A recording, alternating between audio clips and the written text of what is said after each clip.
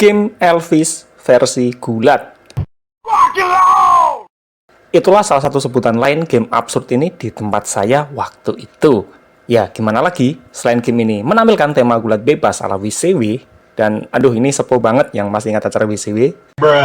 Gamenya juga memiliki karakter yang berperawakan mirip Elvis Presley, sang musisi rock legendaris itu. Selamat datang di Gamer Paruh Waktu. Kita akan ngomongin game retro tiap akhir minggu. Ya, mari kita mulai ngomongin ulasan game Elvis, Knuckle Bass.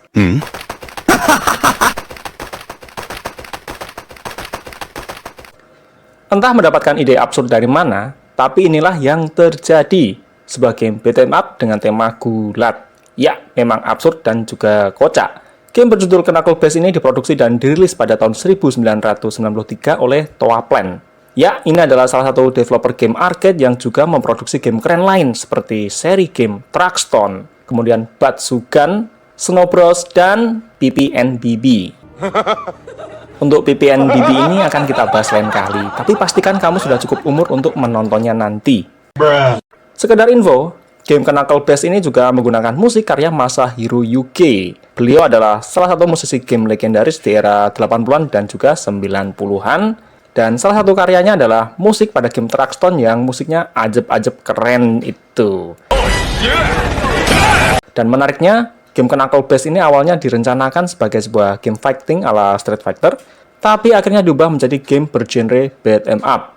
Yang cukup disayangkan, game Knuckle Bass ini belum pernah dirilis pada platform lain, entah sebagai portingan ataupun rilis ulang. Tapi bisa saja kedepannya bakal mendapatkan rilis ulang karena sejak tahun 2019, lisensi game Knuckle Bass ini dimiliki oleh Tatsujin. Ini adalah perusahaan game yang didirikan oleh Masahiro Yuki, yang pada tahun 2023 yang lalu telah merilis ulang game Truckstone untuk platform gaming modern, termasuk seri terbarunya Truckstone Extreme yang diumumkan pada akhir tahun 2024 yang lalu. Secara gameplay, game Knuckle Bass ini nggak berbeda jauh dengan game beat 'em up pada umumnya. Bahkan mekaniknya termasuk agak ketinggalan zaman atau kaku. Setidaknya jika dibandingkan dengan misalnya game Mustafa yang mempunyai mekanik yang lebih bervariasi. Padahal game Cadillac and Dinosaurs ini dirilis pada tahun 1993. Ya, 1 tahun sebelum Knuckle Bass dirilis. Hal ini karena pada gameplay Knuckle Bass kita cuma bisa memukul, membanting, melompat, sliding, dan melakukan jurus tanpa bisa berlari ataupun dash ke depan. Dan hal ini tentu cukup menyulitkan pada situasi tertentu seperti untuk kabur dari kepungan para musuh. Belum lagi pada game ini, anehnya, tidak ada senjata maupun item untuk menambah nyawa yang membuatnya makin terasa aneh. Dan satu-satunya mekanik unik adalah adanya buff pada jurus super jika kita melakukan jurus super sambil mengocok. Ini maksudnya memutar stick untuk menggerakkan karaktermu 360 derajat secara terus-menerus, jadi bukan mengocok yang lain. Adanya buff saat melakukan jurus super ini juga dibantu dengan visual jurus super yang menampilkan animasi tambahan. Jadi sangat membantu kita untuk melihat apakah buff-nya berhasil ataupun tidak. Ya, jadi indikator visual. Kemudian dua hal menarik lain dari gameplay Knuckle Bass adalah adanya sesi bonus, di mana kita akan melakukan adu jotos dengan pemain lain, yaitu jika main berdua, atau melawan karakter yang dikendalikan oleh komputer jika kita main sendirian. Dan siapapun yang menang akan mendapatkan tambahan nyawa ekstra. Maka tak jarang, jika kita main berdua dengan orang lain pada sesi bonus ini, yang bergerak itu bukan cuma jari kita untuk mencet tombol, tapi juga ada adu kaki antara dua pemain di kursi dingdong untuk mengacaukan konsentrasi lawan. Ya, game ini juga bisa merusak pertemanan. Kemudian hal menarik lain adalah adanya dua karakter tambahan, yaitu dua karakter boss yang setelah berhasil kita kalahkan pada level tertentu, mereka akan bergabung dengan kita. Yang pertama adalah karakter ninja yang sekilas desainnya mengingatkan saya pada desain Ryu Hayabusa di game Ninja Gaiden. Dan kemudian yang kedua adalah karakter setan rugby. Ini sebutan di tempat saya. Dan uniknya, kedua karakter ini memiliki jurus spesial yang berbeda dengan tiga karakter utama, yang mana ketiga karakter utama ini sama-sama memiliki jurus super, yaitu membanting lawan. Sedangkan untuk karakter tambahan ini, seperti karakter rugby ini, jurus supernya adalah berupa hantaman ke tanah yang akan mengenai semua lawan di dalam layar. Kemudian si ninja ini yang akan berubah menjadi angin topan dan menyapu lawan yang ada di dekatnya. Pesan titipan sponsor, kalau kamu nyari gamepad yang hemat, praktis, bisa untuk PC, Android, dan juga PS4, bisa cek di deskripsi video. Saya pakai dari 2021, masih awet sampai sekarang. Cerita pada game Knuckle Bass adalah tentang upaya 3 karakter utama kita dalam menghentikan organisasi kejahatan bernama Banteng Gila atau Mad Bull. Ini beneran namanya Mad Bull, dan nggak ada kaitannya dengan organisasi banteng yang lain.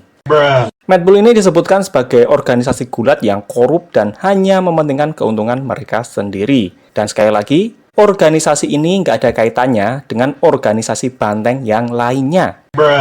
Karena hal-hal tersebutlah yang membuat ketiga karakter utama tadi, yang ternyata adalah anggota Mad Bull, memutuskan untuk memberontak dan kemudian melawan serta menghancurkan organisasi gulat tersebut. Ya, ini rasanya agak dejavu, mantan anggota organisasi yang keluar lalu melawan balik organisasi tersebut. Apakah di sini ada yang merasakan hal yang sama? Nah, ketika karakter utama kita ini adalah El Pancha, yang desainnya mirip pegulat aliran luka libre seperti Rey Mysterio di WWE ataupun El Fuerte di Street Fighter 4. Kemudian ada Michael Sobut, yaitu seorang pegulat yang berperawakan seperti Elvis Presley. Kemudian ada Jack Bro, seorang pegulat yang penampilannya cukup konvensional ala-ala pegulat WWE atau WCW pada umumnya. Sedangkan yang kedua adalah karakter tambahan, para bos yang bergabung setelah kita kalahkan, yaitu Hayate, seorang ninja yang tadi saya sebutkan.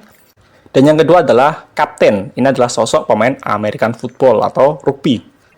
Secara visual, game Knuckle Bass ini tampil mempesona.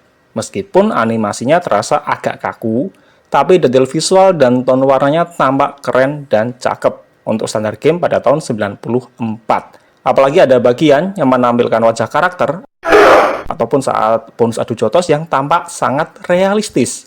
Kemudian untuk musiknya sendiri terdengar sama asiknya, ya bisa dimaklumi karena ada sosok Masahiro Yuki di sini. Meskipun pada proses pembuatan game ini, Masahiro Yuki mengerjakan musiknya berdua berkolaborasi dengan Osamu Ota.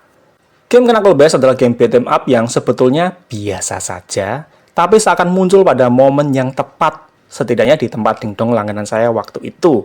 Hal itu karena Knuckle Bass yang memiliki tema gulat ini muncul tepat saat Indosiar sedang menayangkan acara WCW tiap minggu siang. Sebuah acara TV yang waktu itu sukses membuat para bocil tergila-gila dengan WCW. Apalagi pada kurun waktu yang sama, kalau nggak salah, sosok pegulat populer WCW yaitu Hulk Hogan juga memiliki serial TV-nya sendiri yang berjudul Thunder in Paradise yang tayang di RCTI pada Jumat malam atau Kamis malam, saya agak lupa. Dan saya sendiri memutuskan memberikan nilai C untuk game ini atau cukup disayangkan. Karena semuanya keren, tapi faktor gameplay menjadi hal yang terasa kurang pada game ini dan menjadi beban. Nah, apakah kamu pernah memainkan game ini dan siapa karakter favoritmu? Yuk, cerita di komentar.